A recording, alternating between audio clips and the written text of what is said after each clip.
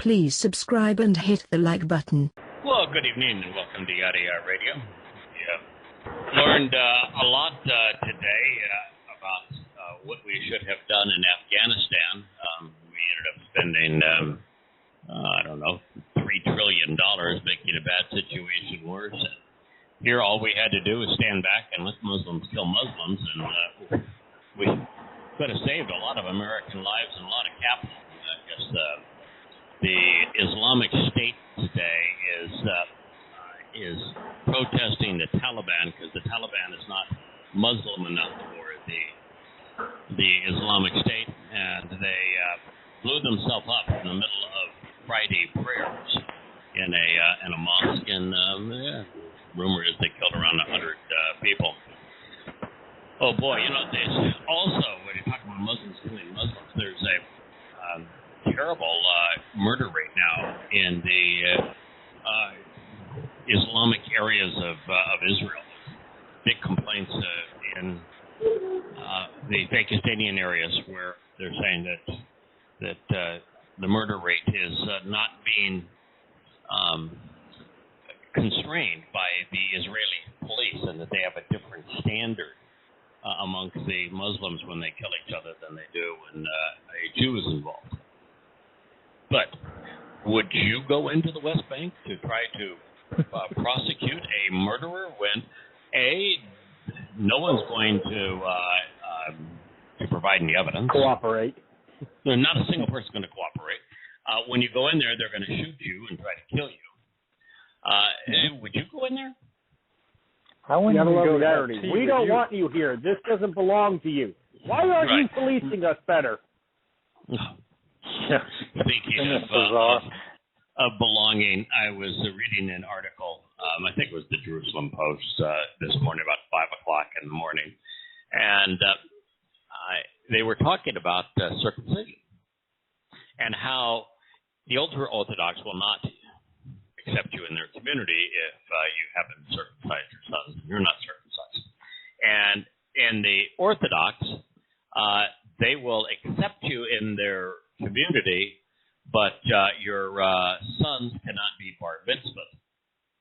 Now, I was unaware that bar mitzvah was ever mentioned in the Torah. Perhaps you could tell me what I have missed, but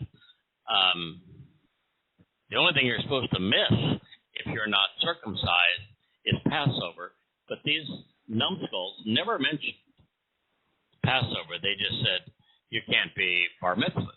Then in the Reform, which is Judaism light, they said, oh, sure, we'll take you in, we'll let you be bar mitzvah, whatever you want.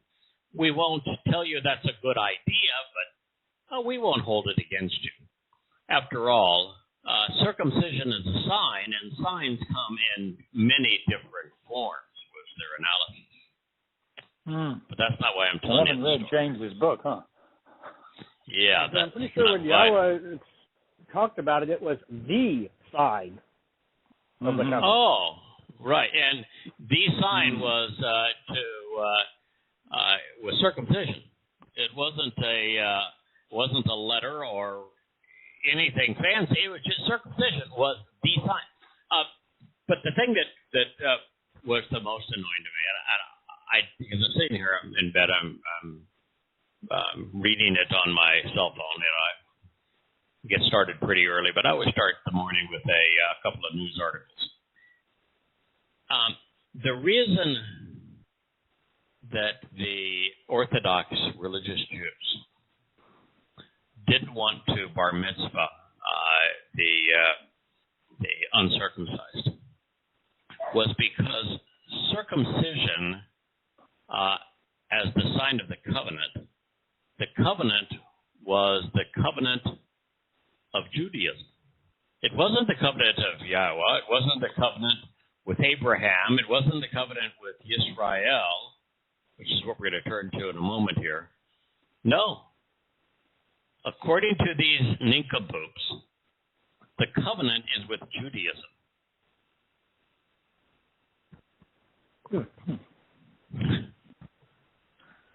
That's not the way I read it. In fact, everything I read is God despises religion and that the covenant conditions are that you have to walk away from religion. The last 2 days I've been translating Joshua, Yahusha, and I've been doing it because I'm in the name chapter of the introduction to God. And so I've been making the point that there's not a single prophecy that names Yosha as in the Jesus Yosha. Not one. And that there's only two Yoshas brought up in the story. There's one that's covered vociferously, has a book named after him, Yosha ben Nun, who is the successor of Moshe. And that's I want to read some of what Yahowah has to say about him. And then there's the Yosha that was the high priest that is spoken of disparagingly. So, if your Jesus is supposed to be the most important person ever, if he's supposed to be the Messiah, if he's supposed to be the Son of God, if he's supposed to be God, why isn't there a single prophecy that names him? Not one. And it's understandable as to why Christians stole every prophecy regarding God and ascribed them to Yosha as if God was senile and couldn't remember one name for the other, because there's just nothing to justify the deification of Yosha, not without a single prophecy. So this is what God had to say about and concerning this transition from Moses to Yosha. And it's pretty hard to project any of this on Yosha, the Passover lamb. Well, you could certainly speak favorably of Yosha, the Passover lamb, but not as Yosha if he is modeled into something different. In the manner which to reveal the way to receive the benefits of the relationship, Asher, that I existed with, Ahaya, Moshe, I will be with you. He's speaking now directly to Yosha ben Nun. I will not fail you. I will not withdraw from you. And I will not abandon you or neglect you. Choose to be strong, tough, and empowered, and you will prevail. And be steadfast and courageous, and you will cause these people to possess the inheritance, of this land, which I had promised to their fathers. It's interesting here that God is specifically saying, to prevail, you need to be tough. I'm going to empower you, but you need to be strong. If you're going to prevail, you should be steadfast and courageous. Well, so much for the meek are going to inherit the earth, huh? God says, I want you to be tough, strong, empowered, steadfast, courageous. Without exception, choose to be imbued with overwhelming strength and enduring toughness to consistently prevail. And be resolutely steadfast. They pooch their things. Probably, JB, you're going to have to turn off the sound while the dog's barking. Get her to go to the other side of the house. No, it's way too loud.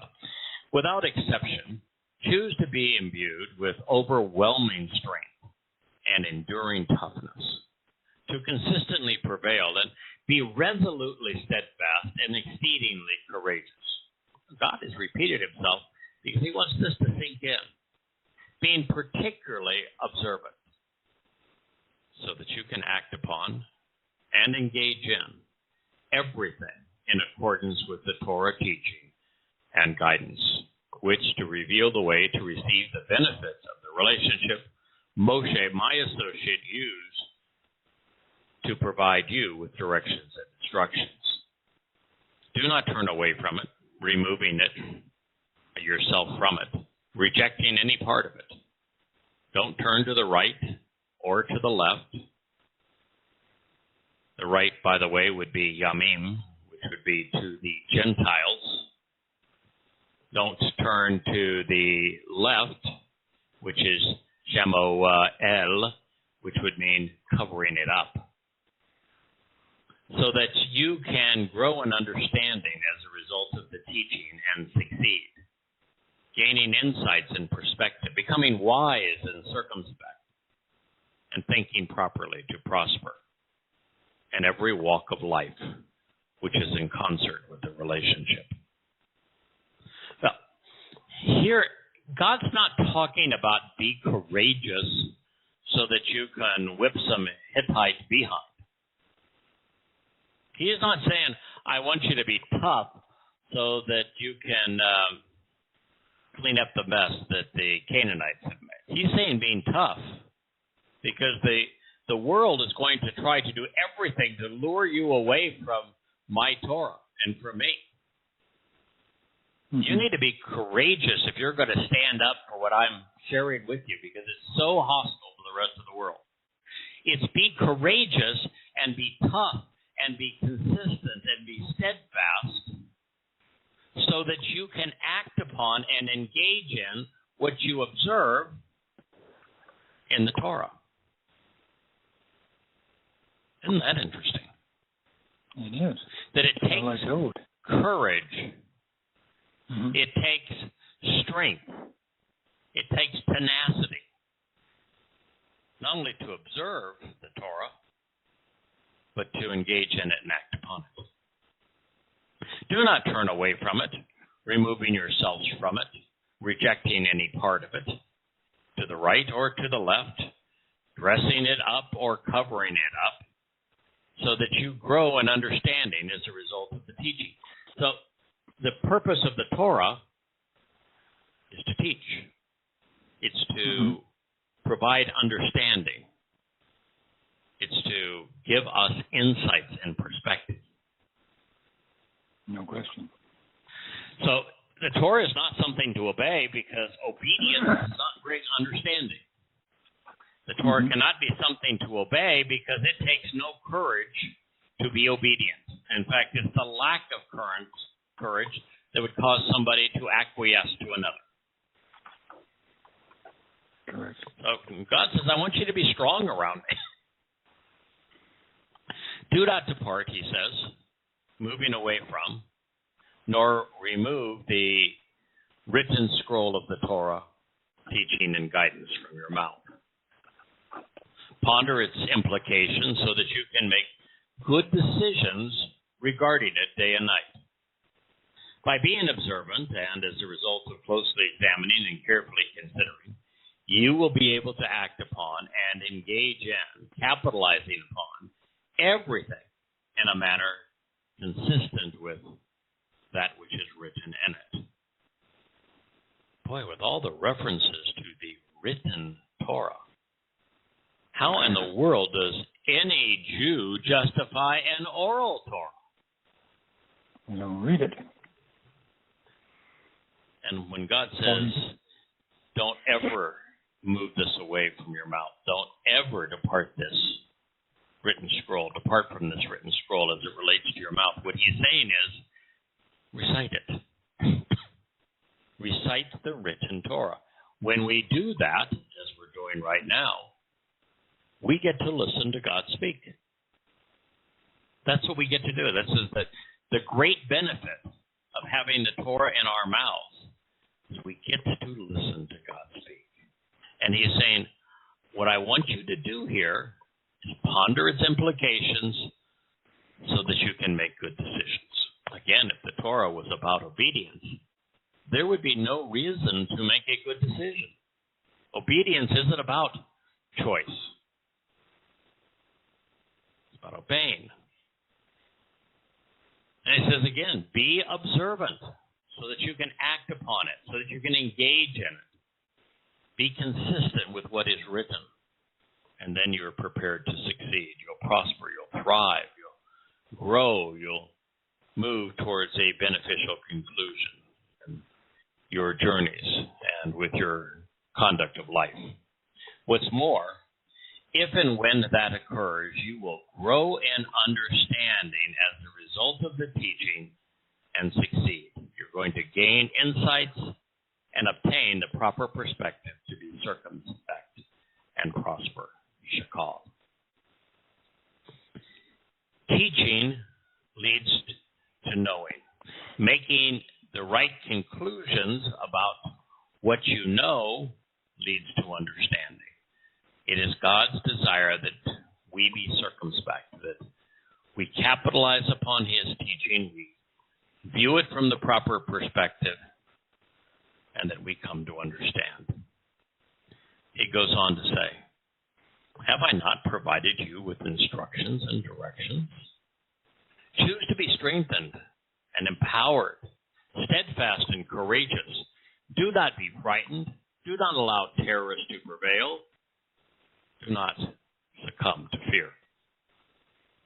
Do not be dismayed, because indeed Yahweh your God is with you through it all, wherever you journey within this beneficial relationship. Boy, isn't that the truth of it all, though? You know, the world is falling apart. There are so many threats to us, and yet when you're Torah observant and part of the covenant family, there is no fear. No, imbued with courage. We're never discouraged, we're never dismayed. The relationship is spectacular.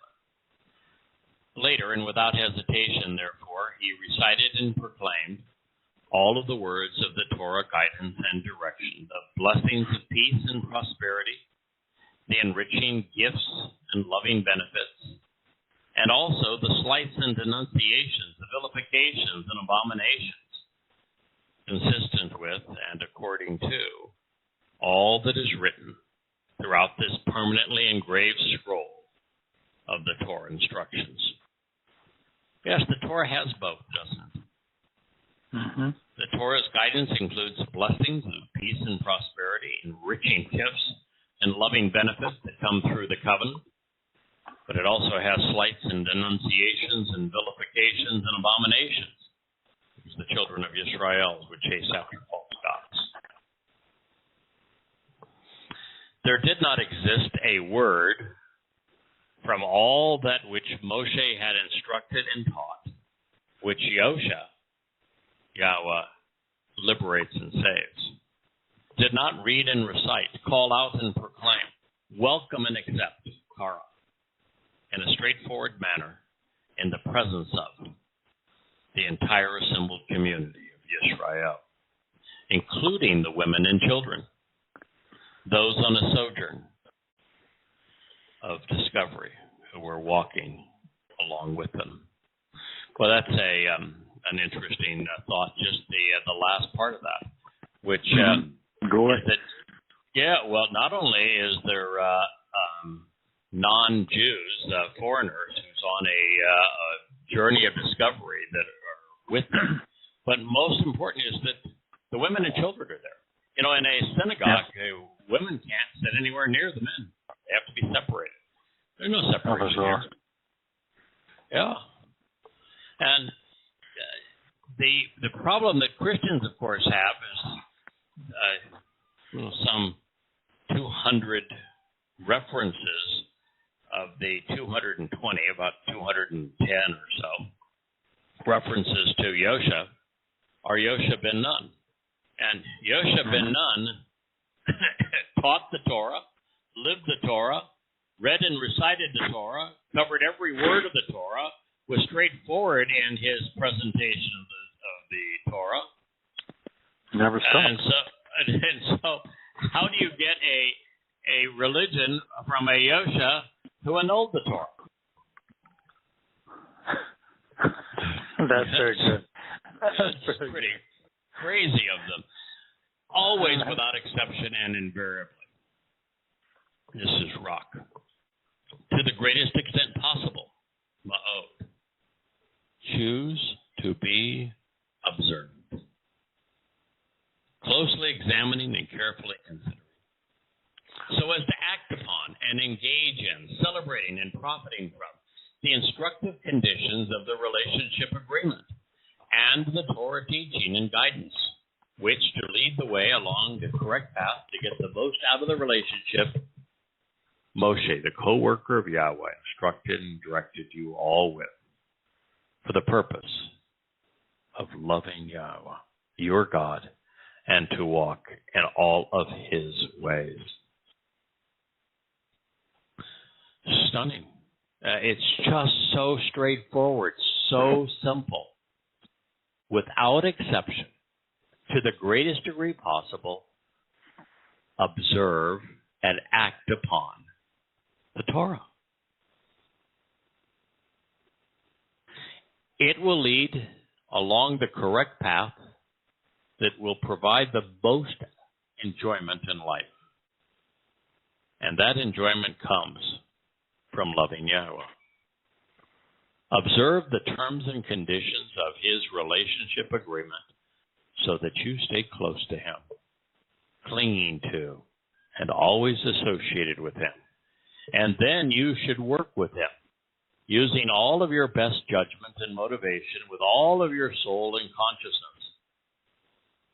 So then Yosha commended and blessed them, and he sent them walking to their homes. Therefore, choose to be empowered with overwhelming strength and enduring toughness to consistently prevail, being particularly observant, so that you can act upon and engage in everything that is written on the inscribed scroll of the Torah teaching and guidance of Moshe, my associate. Do not turn away from it. Do not add anything to it. Do not reject any part of it. Not to the right, representing Gentiles, or to the left, dressing it up, covering it up, putting a wrapper around it. This is so that you do not come to mix anything together with it. You do not augment it or integrate with the Gentiles who remain among you, or with the names of their gods. Do not respect or respond to the worship of them. Do not swear an oath to them. Do not serve them, and do not speak for them. Rather, instead, with Yahweh your God, actually cling, staying really close, just for the benefit of the relationship, as you have been doing up to now on this day. Yahusha 23:8. Isn't that interesting? So what God is saying is that I don't want you to be religious. I want you to observe the Torah. I want you to act upon the Torah and capitalize upon the Torah. I want you to gain insights and understanding and perspective from the Torah. I don't want you to cover it up, which they do in every synagogue. I don't want you to integrate it with, mix it in with any of that religious stuff. And then he says, when you're in the land, do not mix anything together with the Torah. Well, that would include a Talmud, a Zohar, a New Testament with it. Don't mix anything together with it. Don't integrate anything with it. And with the Gentiles who remain among you, don't integrate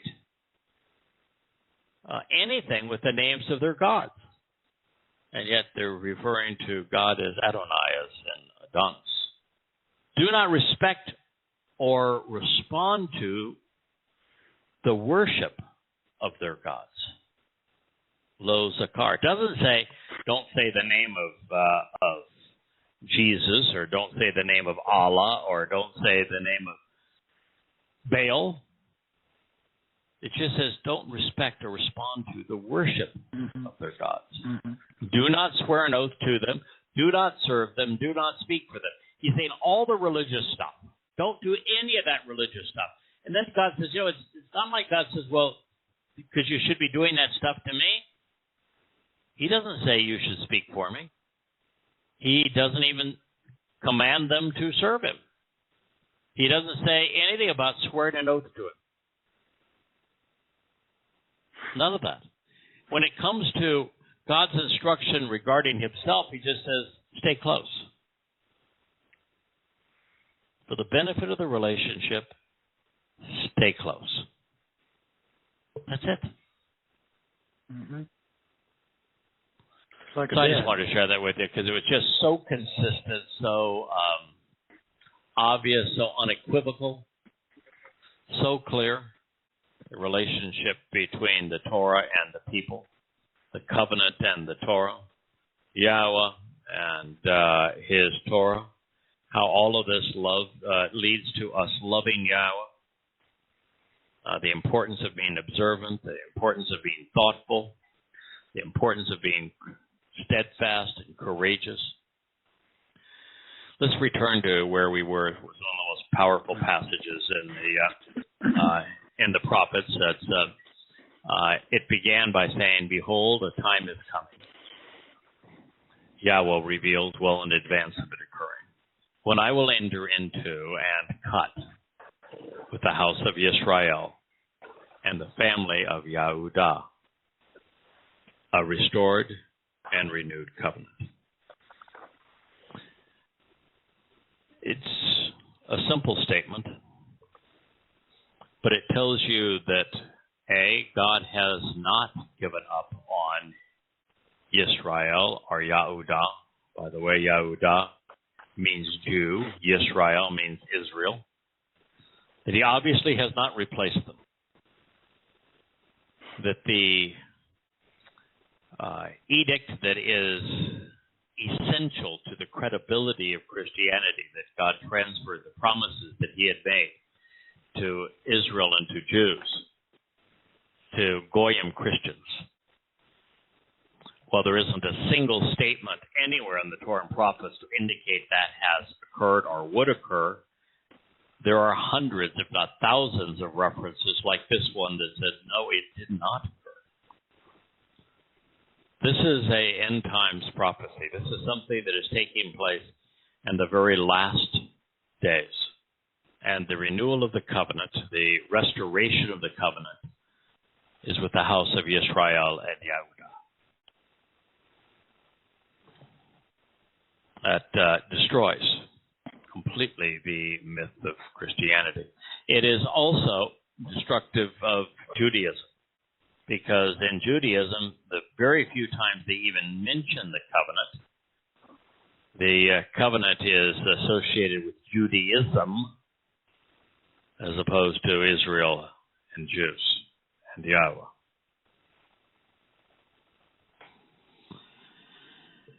It will be somewhat different than the covenant which to reveal the way to the benefits of the relationship I entered into with their fathers.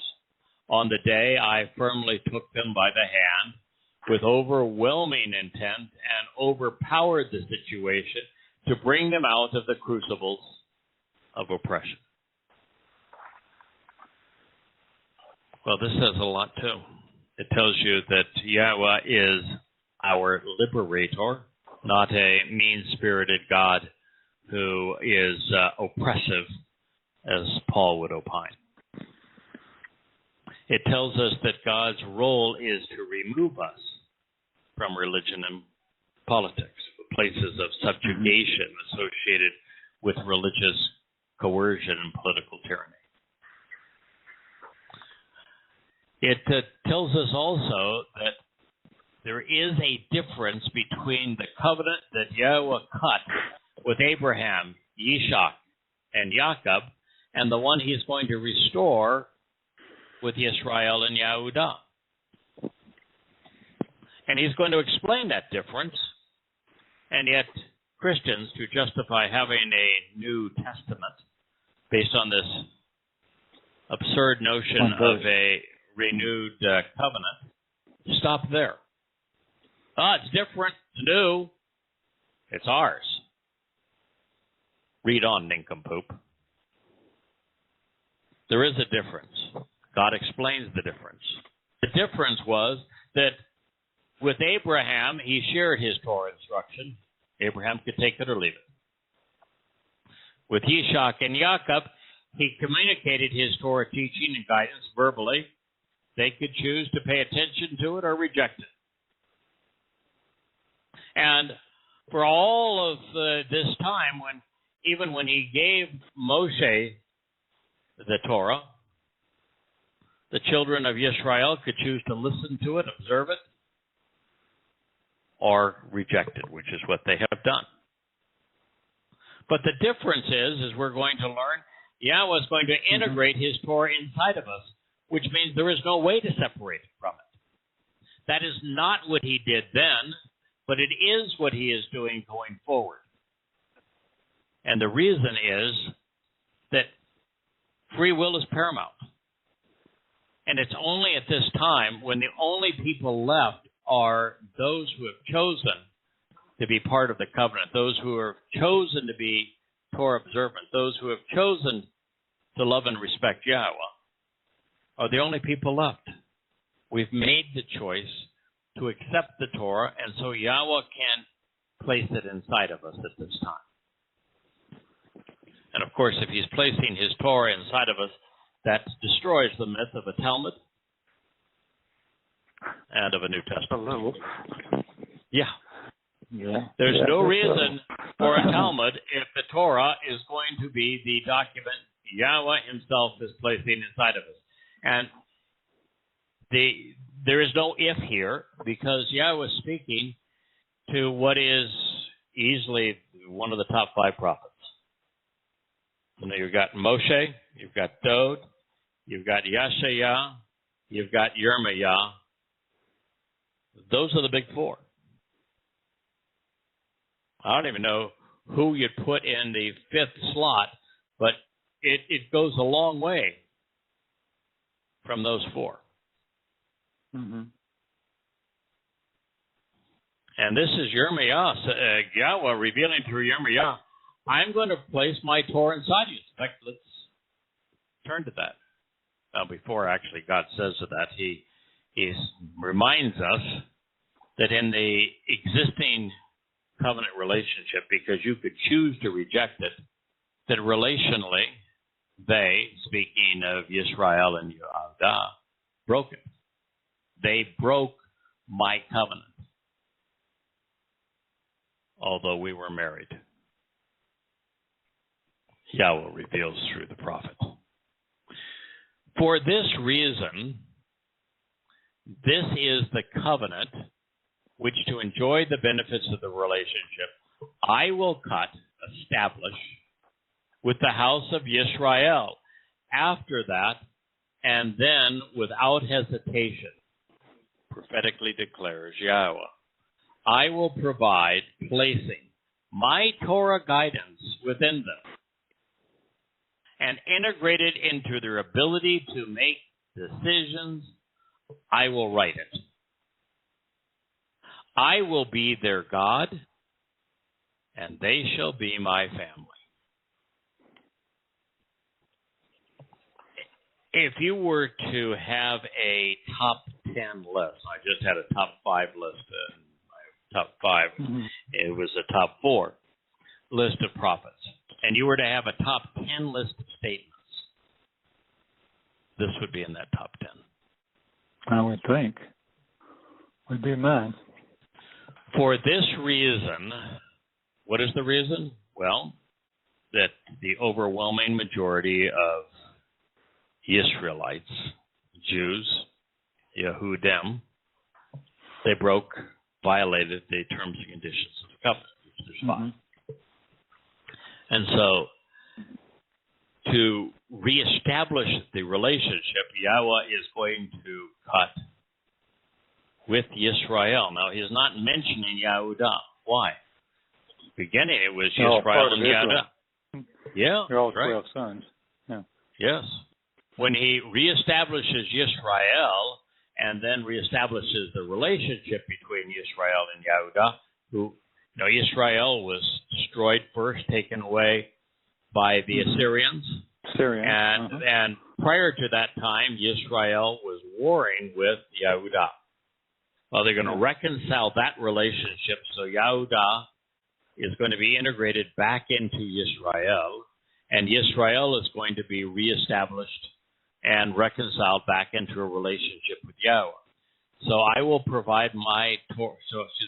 For this reason, this is the covenant which, to enjoy the benefits of the relationship, I will cut with the house of Israel. After that, and without hesitation, I will provide, placing my Torah guidance within them. This is the thing that we talked about at the end of the last program. I can tell you, there's probably been 1,000 times where I said, why don't we just, accelerate this? I'd like to have the Torah inside of me right now, and I could do this, do a much better job. And yet, that would be so inappropriate. Even Moshe had to think about it and process it before he spoke about it. Dode had to think about it, read it, recite it, ponder it, and then interpret it. That's the way it ought to be. You got to work for it. Right. What example would we be calling Israel back home if it was just, we had instant Torah, we knew all of the answers? I'm not even sure we'd be able to relate to them effectively. That's a good point. Probably not. And there's this joy of discovery, and we have this opportunity now. Let's capitalize upon it. Let's work for it. Let's enjoy the fruit of those labors. So we're better off having the Torah be out there that we can choose to integrate into our lives by observing it, by listening to it, by acting upon it, by coming to understand it. We make that choice every day. Yeah. And that's a much better position for us to be in. However, we are reaching a time where that will not be the best position to be in. Because, we have so many wonderful choices we can make today. And yet we're in 3 and a fraction dimensions. Mm-hmm. When we go to full 4 dimensions, it's an infinite increase in opportunity. The 5th dimension is infinity times infinity. The 6th dimension is infinity times infinity times infinity times what we already have. The best of what we can have. And the 7th dimension is infinity times infinity times infinity times infinity multiplied by the best that anyone can enjoy at this time, in this world, in this life. Now, most people only compare what they have by contrast to what somebody else has. Mm-hmm. The super rich or something. And what we're comparing here is the best that man can have and experience times infinity times infinity times infinity times infinity. It makes Bill Gates and Jeff Bezos and et al. Look like paupers. All potatoes. Yeah. Yeah.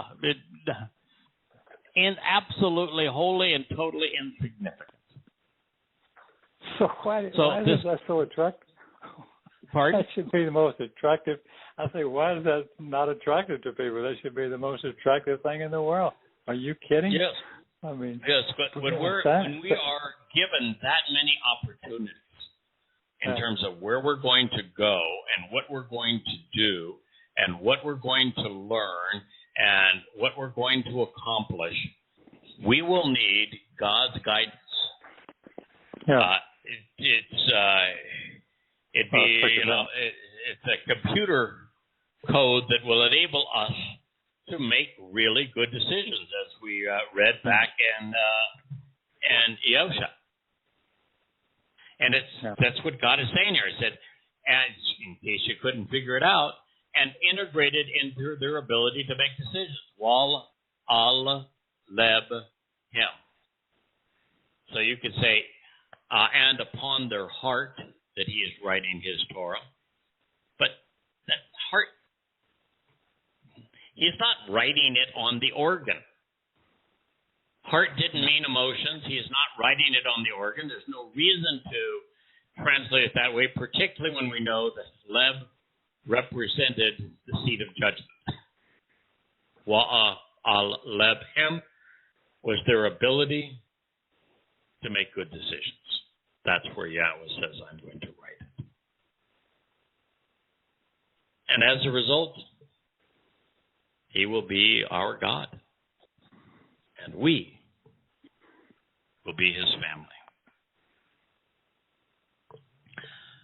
To my view, that is easily in the top 10 statements in the Torah and Prophets.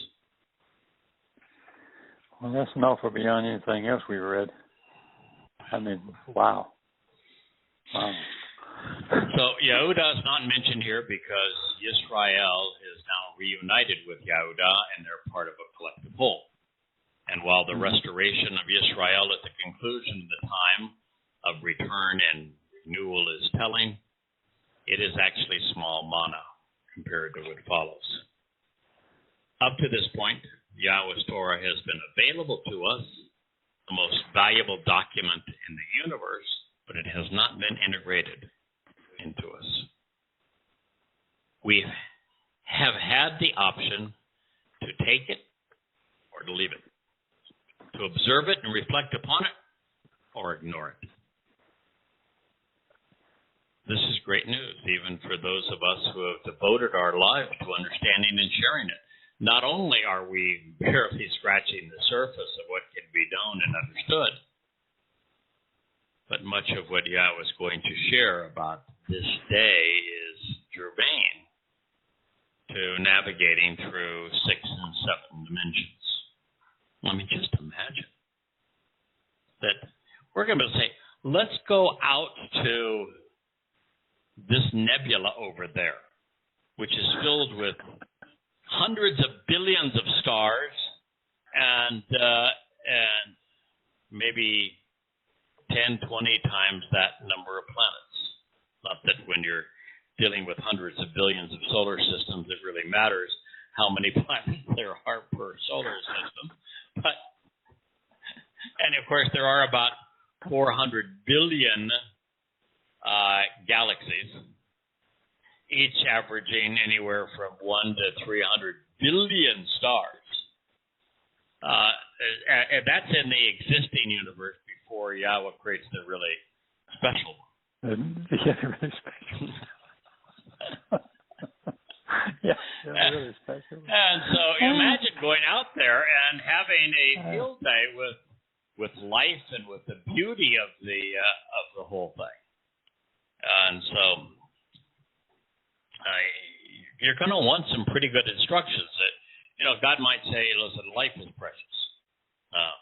I'm all for you using DNA and conceiving life, but don't be cruel. I'm all for you exploring things, but black holes are something you really want to avoid. Don't go near them. It's so messy how to get you back out. Yeah, it's such a. I just don't want to have to go back in there. It brings back bad memories. Yeah. Yeah, bad memories. Don't want to go back there. No, we're not doing that. There is truly an enormous difference between reading the Torah in Hebrew while contemplating its intent in English in a world polluted by misconceptions versus having it integrated into our core nature, into our decision-making ability. Imagine being absolutely fluent and not modern Hebrew, but in the Hebrew of Yahowah, and conversing with God, knowing every word in the vocabulary. Can you imagine hearing God speak Hebrew to us and then knowing every word that he said? Wow. That's a wow. Yeah. Throw away my lexicons. We've throw away my lexicon. We've talked about wanting the Torah integrated now rather than later, but it just wouldn't be appropriate. Yah's not going to supplant free will by imposing his will on us. Story.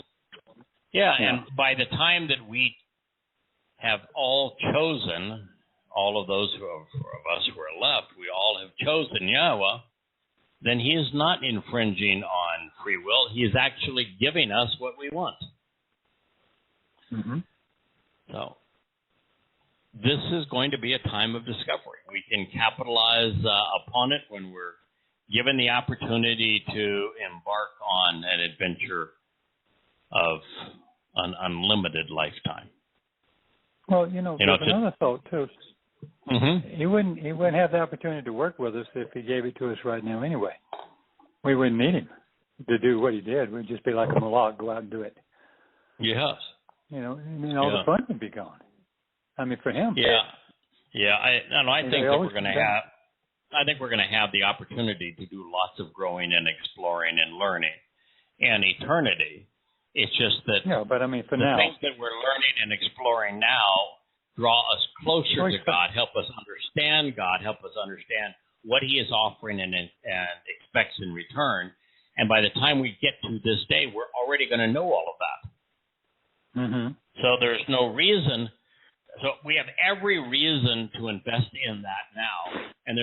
And whatever we cause to happen positively as a result of that is going to endure for all time. So this is a great training for going forward in the work of Yahweh. We can contribute to the size of God's family while Yahweh enhances our lives. It's a wonderful time, wonderful opportunity. And I think we'll have the memory of having enhanced the size of God's family forevermore. That would just be Yahweh's nature to make that possible. And as a matter of fact, as we read through the last chapters of Yeshaya, God is celebrating that with us. Yeah. Well, now, on this day in the summer of early fall of 2021, as we're sharing this with you, as has been the case for the last 20 years, we're doing our utmost to encourage all who are interested, especially Israel and Yehudah, to Yada Yahweh, to become familiar with, to come to know, to understand Yahweh. It is the most rewarding and enjoyable opportunity of our lives because we've done so by translating Yahweh's Torah instructions while contemplating the implications of His guidance. We worked at it. Wonderful, rewarding work, and we're sharing it freely with you. But our mission is soon going to be obsolete. Once Yahweh's family has returned to the fold, once Yahweh has written a copy of His Torah inside of us, integrating His teaching into our lives, everyone will know what we have come to realize, and a lot more, far more than we could comprehend at this moment. And Kirk, we are retired.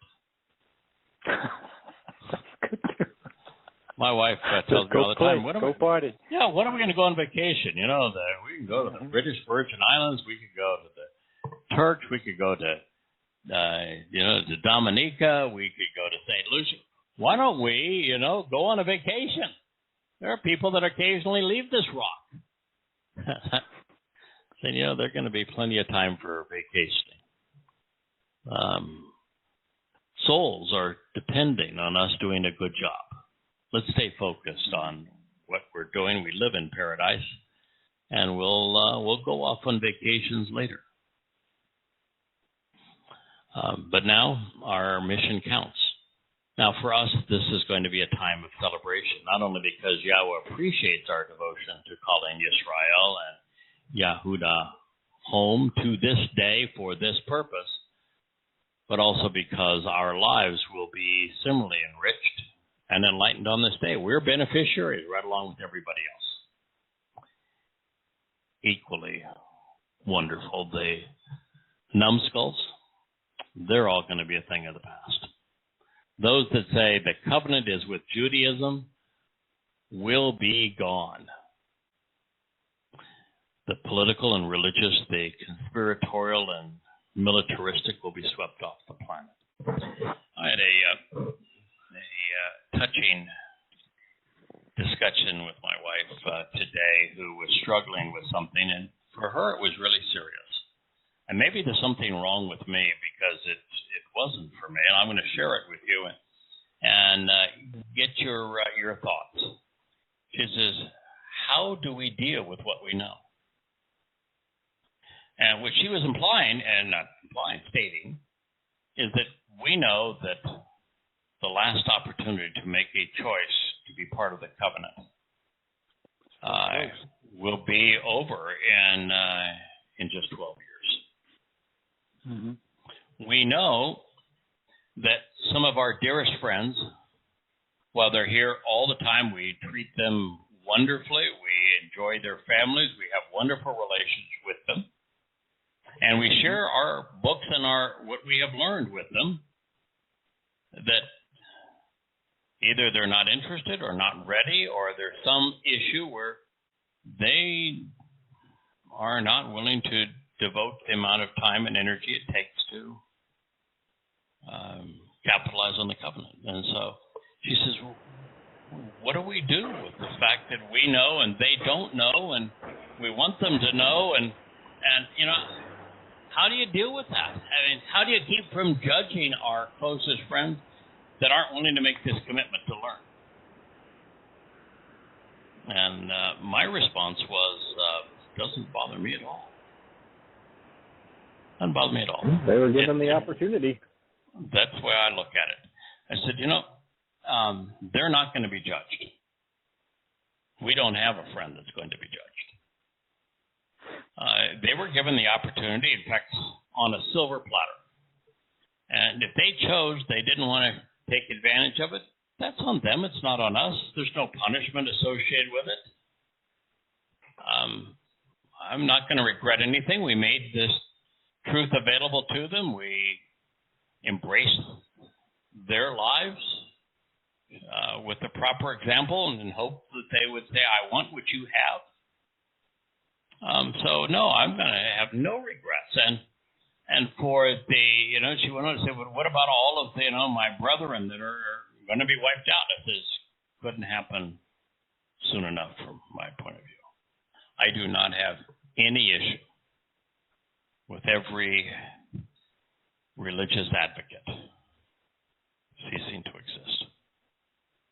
As a matter of fact, I have no issue with the idiot that wrote that the covenant is part of Judaism to spend eternity in Sheol. It's what needs to happen. All of these progressives that are demanding that Israel relinquish Israel, all of the anti-Semites and conspiratorial nutcases, all of the Christians that persecuted Jews. I have no issue with them either ceasing to exist or going to Sheol. It's appropriate. So I'm ready for it. And I go into it with this total peace of calm. I'm delighted with what we're going to receive. I'm delighted with our friends and family that are going to receive the same thing. I'm delighted that Yahweh is pleased with what we're accomplishing. And I'm delighted for those who are going to embrace the covenant over these next 12 years. And I'm delighted that those who are opposed to it and are opposed to God's family, that they're not going to be anywhere around. Mm-hmm. I think that's a benefit. I don't see that as a liability. But this is what Yahweh you says. can say you did everything you could to make them aware. I think we did. I look at these beautiful rewritten books and this program that we're embarked on and everything we have done. And yes, I'm very comfortable that we did all that we could do and we'll continue to do it. That is correct. And better than that, We just haven't left them with no excuse. We've given them opportunity of a lifetime. No longer shall anyone impart information or teach individuals in association with an outspoken world or other individuals according to brotherly kinship. Choose of your own accord to know Yahweh. Why? Because everyone will know me.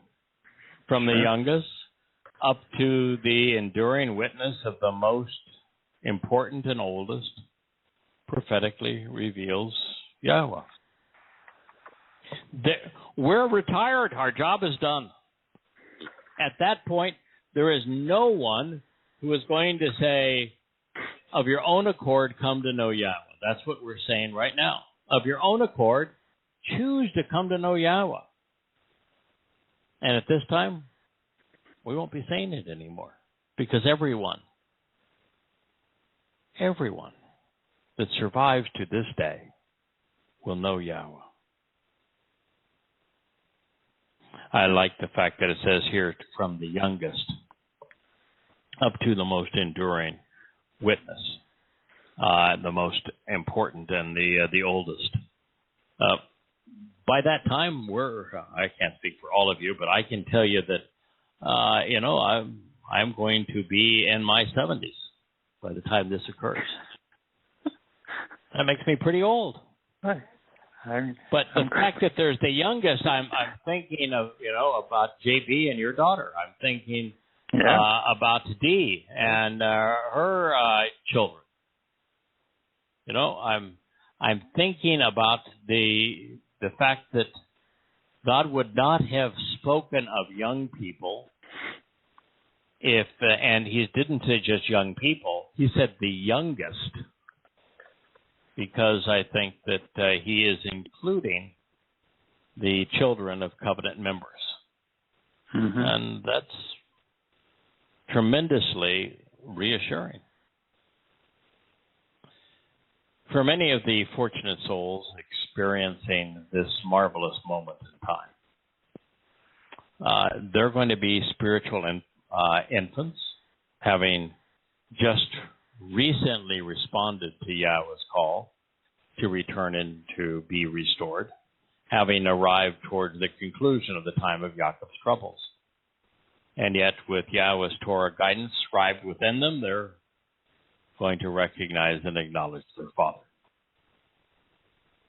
I've shared this many, many times, and I certainly could be wrong, but it resonates with me nonetheless, and I'm going to share it with you because I think this is correct, and I think it's reasonably profound that the Torah that Yahweh is going to be writing in us, that's going to empower our ability to make good decisions going forward, is a Torah with a lowercase t. Now, as we know, in Hebrew, there is no upper and lower case lettering. So everything is a lowercase or everything is an uppercase. So there's no way to distinguish it, but in English there is. The capital T would be the title Torah. A lowercase t would be the concept of Torah, which is teaching, guidance, direction, and instruction. I think it is the latter.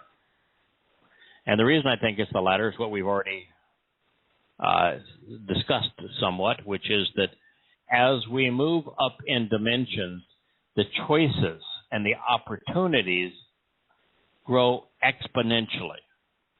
They grow infinitely. And we're going to need this kind of teaching and guidance to not only get the most enjoyment out of eternity, but just to survive the environment. Mm-hmm. So I think it's Torah with a lowercase t. I also think that Torah capital T is the roadmap to Yahweh's house. Once we're there, we don't need the roadmap anymore. Right. And it's also the signs that say, don't go down that street. Mm-hmm. Don't go down that Gentile avenue. Don't go down that religious way. And so there's a lot of stuff in it that we're not going to need anymore. Right? We don't need to know anything about a golden calf. We don't even need to know about a sacrifice that would make us immortal. We don't need to know of a sacrifice that would perfect us, because we will be immortal. We will be perfected. We don't even need a reminder of reconciliations, because we will be reconciled. We won't need a special celebration of Sukkah, because we will be camping out. Now, that said, because these are such wonderful events in our lives, to celebrate them retroactively in the sense of nostalgically, commemorate and say, them. yeah, that a wonderful Passover meal with friends and family would be an enjoyable thing, wouldn't it? And maybe for a week, 8 days, we camp out right around, all of us, right around our Heavenly Father, and enjoy that special time. So it's, but I do think it's a Torah, lowercase t. So this is largely because the existing Torah, as Barishit through Devarim, contains a lot of painful remembrances of disappointing choices which will no longer be germane. Just as there'll be no reason to tell those who already know Yahweh, that as you said, that there's this roadmap to Yah. Oh yeah, of course, we've been down it. We've reached its destination. There's no longer a reason to explain the conditions of the covenant to those who are already experiencing the joy of participating in it. As spiritual beings in heavens, we are no longer in need of knowing how to get there, but instead how to act now that we are here. Mm-hmm. Now, what are the instructions for existing in the house? Yes, as opposed to how to get to the house. Now, what follows is so reassuring of where we have come. And where we have come collectively is to recognize that the central figure of God's story is Dowd. And God is celebrating this day with not only Yisrael, not only Yahudah, not only with his covenant family, but with his son. It says, behold, days are coming, prophetically reveals Yahweh, when I will take a stand to establish, thereby fulfilling the beneficial account, which to show the way to the relationship I spoke to the house of Israel with the family of Yahudah. Now, if you want to know what Yahweh spoke to the house of Israel and with the family of Yahudah, where would you look? Torah. I think so too. So the day that is coming when Yahweh is going to establish and fulfill the beneficial account, which shows the way to the relationship that he reveals to Israel and Yahudah in the Torah. Now, seems reasonable to ask this question. How is it possible? With Yirmiyahu's prophecies in the hands of billions of people, that the religion of Christianity gets away with claiming that God's promises were transferred from Israel and Jews to the church and Gentiles. And this is just like the previous prophecy. It shows God focusing on restoring his relationship with Israel and Yahudah in the last days prior to his return. Mm-hmm. I mean, Christians lug this book around. You know, Matthew says, hey, the Christians, because they plotted to kill Jesus, that God turned on them and said that you're no longer worthy of heaven, and I'm going to go off and and leave you and start working with Gentiles. That's what it says. Well, that ain't true. Just an outright lie. God's returning to Israel. He's restoring his relationship with Yahowah. That's what the words say. There's been no replacement of the Torah with the New Testament. The focus is on Dod, not Yosha. Based upon this announcement, we should be looking forward to Yahweh fulfilling his promises to restore his relationship with Israel and Yahowah. It's going to happen. I'm not so sure it's going to be a large group, but it is nonetheless going to happen. He's going to call his people home out of Babylon this time. He's going to return to greet them. Now, the fact that it may not be millions, but instead thousands of Israelites and Yahudim that come back home, so long as we have done our job to encourage all who are willing to listen to return to Yah, the number becomes irrelevant. God's always been about quality, not quantity. I'm not sure that Abraham, I should maybe go to him in a moment, but I'm not sure that Adam was all that special. And yet that was good enough for God. What I'm saying that Adam was all that special is that Yahweh gave Adam this wonderful gift of woman, and he did a really poor job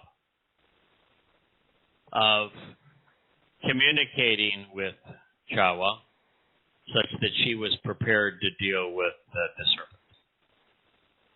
And then when he succumbed to the serpent as well, he blamed his wife.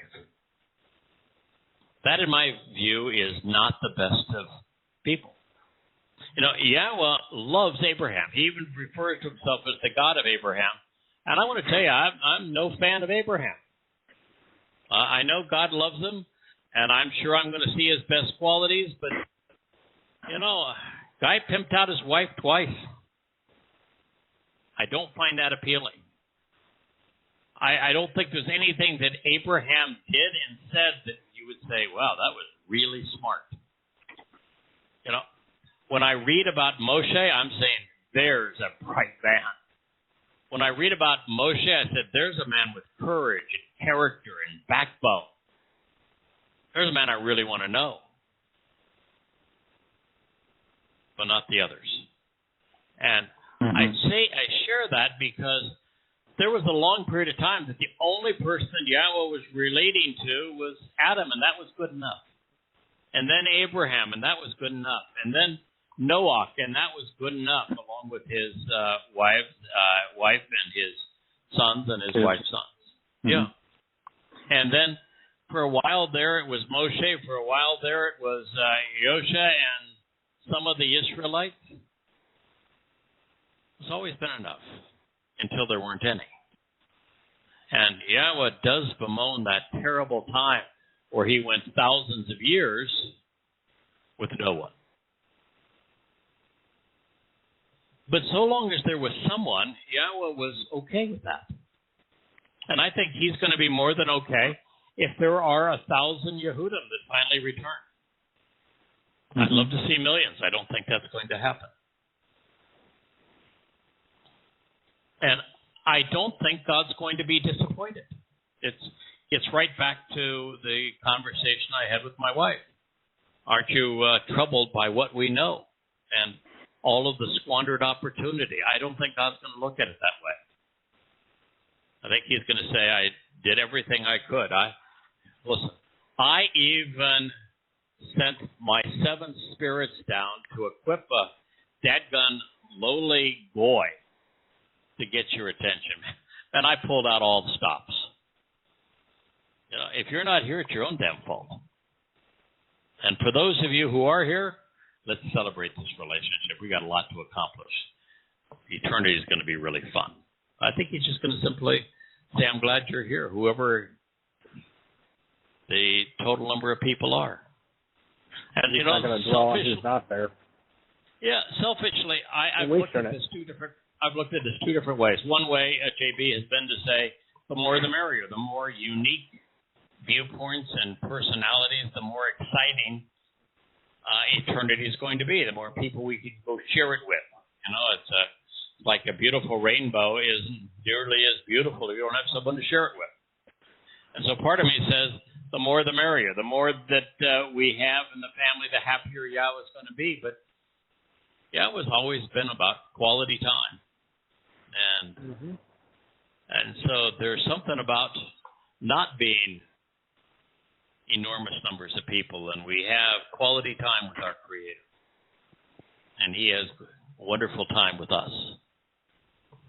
So I'll celebrate every person that's there and be happy that they're there with me, but I won't spend a second thinking about those that aren't. That's my view as well. And I think that is God's view. Haven't y'all found through this journey that the people that gravitate to this do it rather quickly? I mean, they've already walked away, just like Abraham did. And the trouble is, the reason there's not a lot of numbers because nobody is even like Abraham. They'll at least walk away from Babylon. Yeah, or at least get away from it enough. They have a mindset already, and they're looking. And I think it is going to happen very quickly. I do not see, even when we complete this project, and we have all 27 or 28 books, maybe 30 books by that time, done, and we've done our enormous numbers of shows on them, and the two witnesses have done their part.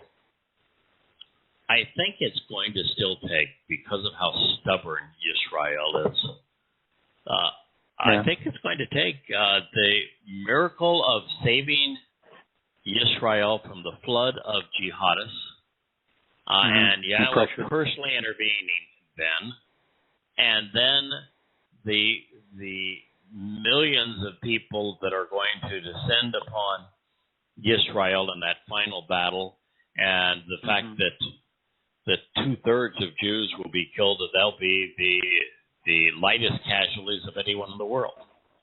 And with all of the destruction that's going to occur between now and then, and the wars and the pestilence and pandemics and climate change and all of these kinds of things, I think that by the time we get to the end,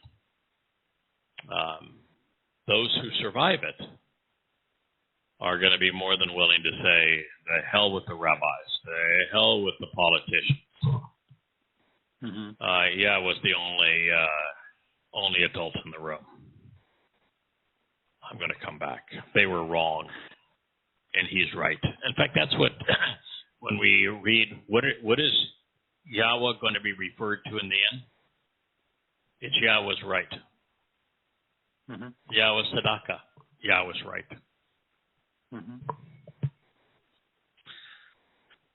So God will soon be restoring what was taken away from his people, while transforming the earth into the conditions enjoyed in the Garden of Eden. He's going to be enriching and elongating his people's lives at the very same time that he's ridding the world of their enemies. He's going to do all of these things and more, including integrating his Torah guidance into our very nature.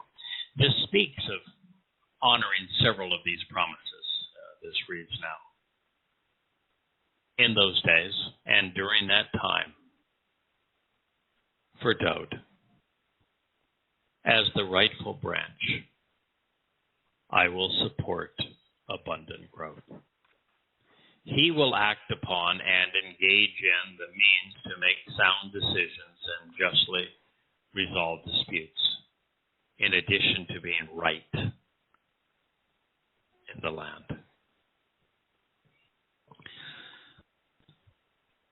I don't know how it is possible that someone carrying this around, reading something, this is 33:15, this close to the only passage in the prophets that gives you any glimmer of credibility, which is the renewal of the covenant. That as a Christian, you can believe that Jesus is coming back when God says, in those days and during that time, this is all for Dode. And that he is the rightful just don't read branch. that part. And this idea that we have come up with, that Dode is the branch off the tree of lives. And that's because of his relationship with Yahweh, being the exemplar of the covenant, being the Son of God, and being the author of these Mizmor Psalms and the Mashal Proverbs. That he is the branch, the Shemach, and he is not just the Shemach, he is the Shemach Shadak, the rightful branch, because what he is doing with his words and with his life is supporting abundant growth. He is causing profuse and plentiful fruit. You know, there is a tremendous difference and no difference at all between what Dode did and what we are doing. The big difference is that Dode is the Son of God. The no difference at all is that we are sons and daughters of God through the covenant. The big difference is he was anointed the Mashiach. The no difference at all is that we're also anointed with the Spirit, called for a special mission. The big difference is he was a prophet, and Yahweh inspired him to write these powerful prophecies. The no difference at all is we can read them as if God was giving them directly to us. No difference at all. Now, the biggest difference is he was a lot smarter than I am. Well, that's true. But you can read his smartness. But you know, when you're studying him and listening to him, he can make you. Yeah, that's why it's so marvelous. The student becomes teacher, so that the student becomes a teacher. We can come to know what Dode knows. And as a matter of fact, this is the thing I think is so amazing, is because of what Moshe contributed, because of what Dode contributed, we can know as much as Moshe and Dode. Oh, yeah. So there really isn't any difference. There's total difference.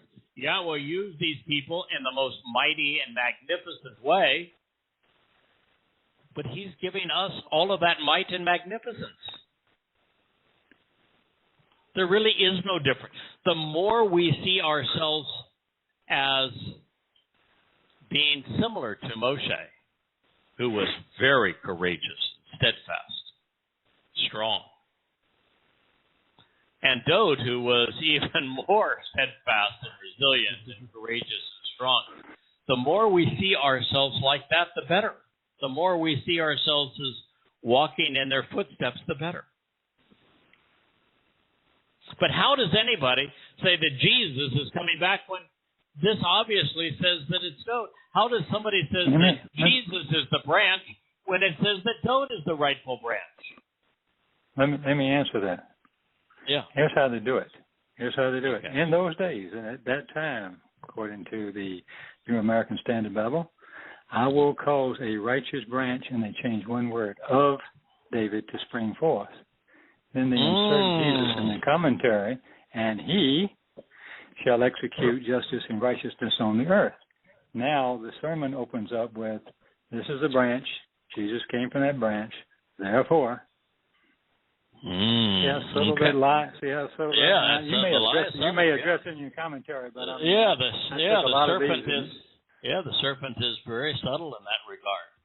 But it's Ba Ha Yom Ha Hem. I know. I read it. Yeah. I looked it up. Yeah. And look it up here and there. And by the way, here's the problem with the Christian thing. Maybe a lot of problems with the Christian thing. Well, they got lots of big problems. What Yahweh is talking about his return, right? Mm-hmm. This is the last days. when was Jesus here? He cannot return. 2,000 years ago. We're not even in the same period of time. When does Yahweh ever refer to Jesus as the branch? Then refer to but him. Yahweh's favorite term for Dod is branch. Yes. He calls him son. I'm his father. He's my son. Pretty cool. He says that he is right. Really cool. He says that he is the Messiah. Really cool. He says he is my choice as king. Pretty cool. He says he is my shepherd. Pretty cool. Mm-hmm. He says he is my chosen one. Oh, that's good too. That he is the set apart of Yisrael. That's really cool. But he's constantly referring to Dod as the branch because of what grows from that branch out of the word.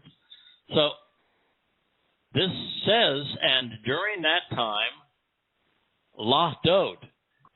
La Dod would be concerning Dod, for Dod, to approach Dod as the rightful branch. Shemek Sadak. By the way, if this was supposed to apply to someone other than Dod, why is only Dod's name mentioned? Now you're using logic. Okay, I'm sorry about that. You could never walk. You can't have religion with logic. Okay. How dare you use logic?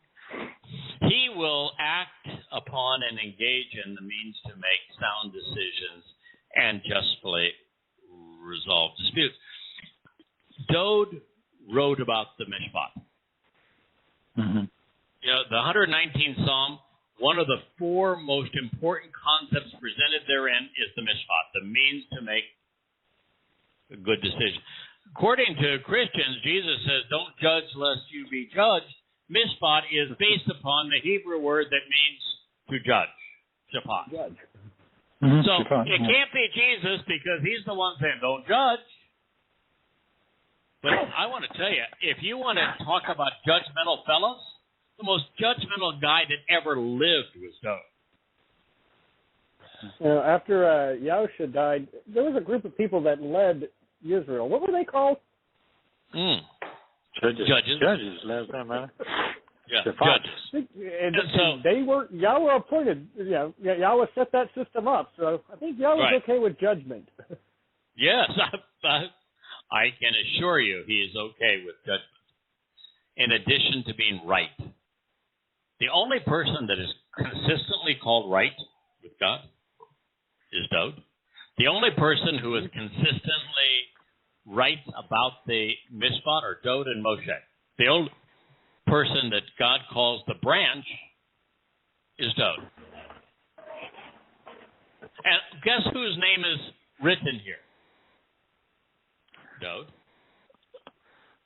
This isn't hard. The rightful branch is Dod. He is connected.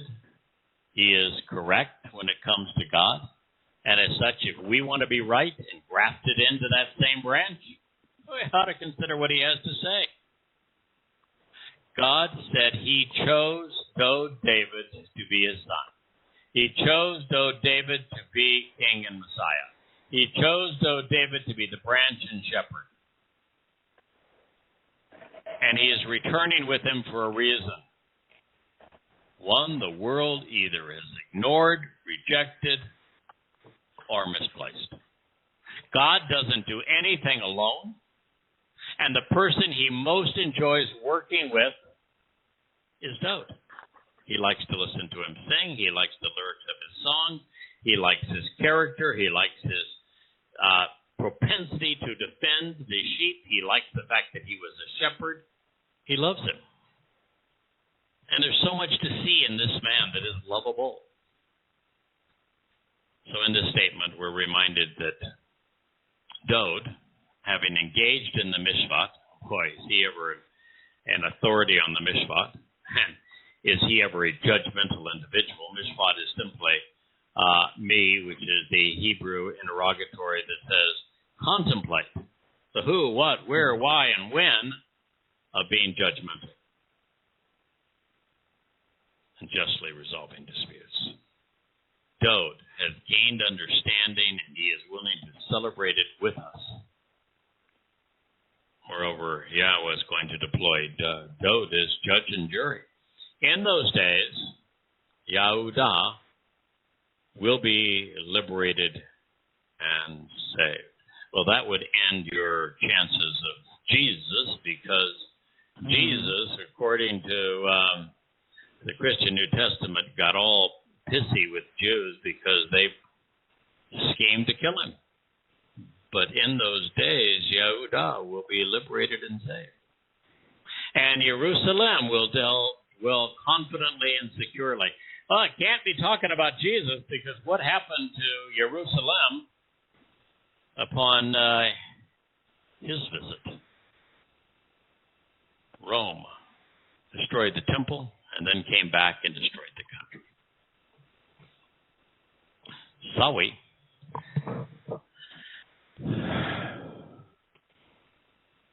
This is the designation by which to show the way to the benefits of the relationship. He will be called. Yahweh makes us right. Now, you can say he will be called. Is that speaking of Dode, the rightful branch? Is that speaking of Yahweh? Well, God said this is about Dode. So the designation that Dode is going to be called is Yahweh Sadak Ananu. Yahweh makes us right. Wasn't that what Dode proclaimed? Mm-hmm. And oh, by the way, how can this be Jesus if the name is Yahweh makes us right? Can't do it. And how could it be a church, since he's already said that he's coming back to save Yahudah, Jews, and the us would be Jews, would it not be? Mm-hmm. That's correct. Mm-hmm. So Yahweh makes Jews right. Don't think that can be Jesus. I mean, the only way you can be a Christian is to be completely ignorant and irrational. But same thing would be true with Judaism. They are never going to celebrate, a religious Jew is never going to celebrate a moment where Yahweh makes us right, because they won't even acknowledge it. Mm-hmm. They think it's rabbis that make them right.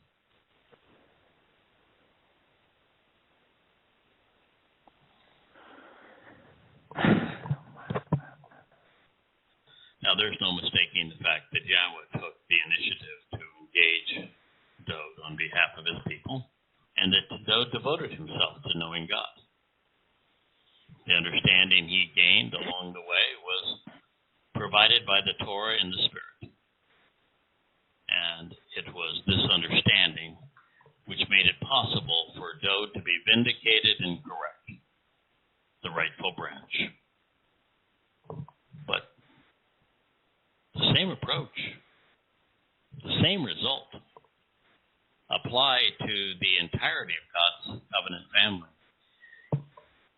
Listen, Dode had more responsibility than any of us could ever imagine. Unifying Yisrael, keeping Yisrael together, acquiring Jerusalem, acquiring the Temple Mount, acquiring all of the materials for God's home, and defending Yisrael from all of her enemies.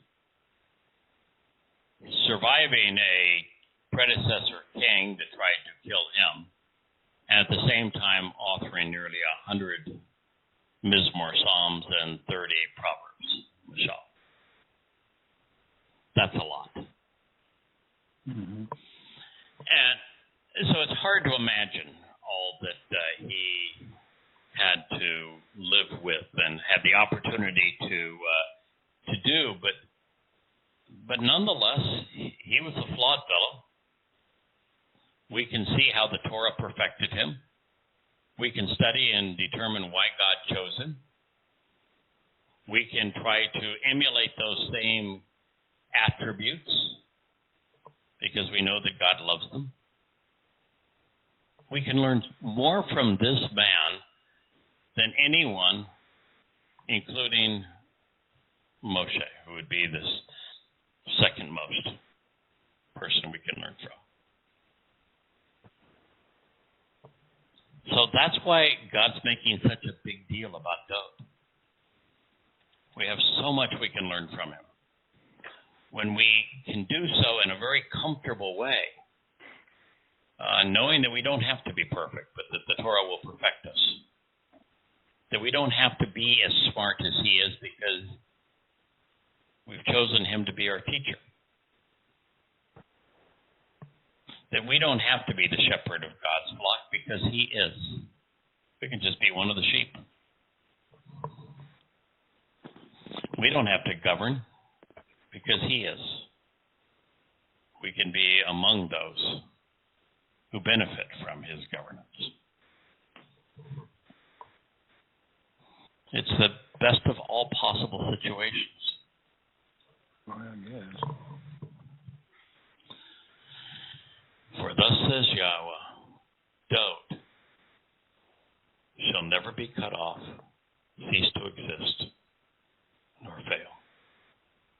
He is the individual who will inherit the most honorable seat of the house of Yisrael. So you showed me the sleight of hand of how they were supposed to be speaking about this must be big Jesus because well, God can't keep his name straight, and I don't know why he doesn't name Jesus, but he's speaking of Jesus. And why does he? That's my note. Why my does note he is where's return the mythical here? Jesus now? Yeah. Yeah. Now what are you going to do now? For thus says Yahweh, Dod shall never be cut off. He shall never cease to exist. He will never fail. He is the individual who will inherit the most honorable seat in the house of Yisrael, of those who engage and endure with God. I'm here to tell you, man, I do not begrudge him one iota. I am not the least bit jealous. I am absolutely thrilled for him. I'm thrilled for God. And I'm thrilled for the rest of us. This is it's the old line, is it better to own an airplane and a boat or be a good friend with somebody that does own an airplane and a boat? And I'm here to tell you, I spent some time late night on my boat last night, and I wish it was someone else's boat, and I was one of those that got to leave early. But I can tell you that this is a much better deal for us. We are friends. Yeah. We are friends with the guy that essentially owns Yisrael. Owns a really great. Thank you very much. Thank you very much. Yep. Go hang out your boat. I'm going to hang out in your kingdom. Thank you very much. It's your responsibility. You take care of it, and I'm just going to enjoy it. Yeah. Y'all clean it up going down the beach. A nice cold glass of water, and I'm going to put my feet up here, and you go take care of that little skirmish over there, and tell me how it turns out. I'm sorry, I'm retired.